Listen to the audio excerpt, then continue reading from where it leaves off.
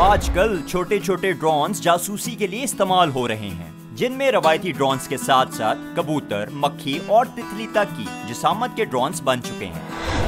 یہ ڈرونز فوجی کیمپس اور دیگر اہم تنصیبات کی جاسوسی کے لیے استعمال ہوتے ہیں۔ ان ڈرونز کو اہم مقامات سے دور رکھنے کے لیے فرانسیسی فوج نے ایک طریقہ ڈھونڈ لیا ہے۔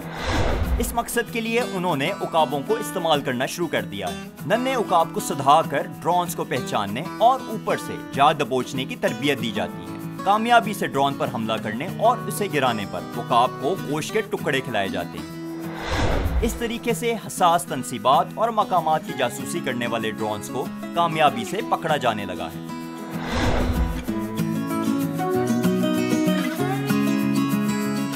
اگر آپ کو ہماری یہ ویڈیو اچھی لگی تو دیکھو سنو جانو کو سبسکرائب کیجئے، کمنٹس، شیئر اور لائک بھی ضرور کیجئے تاکہ ہم اس سلسلے کو جاری رکھ سکیں۔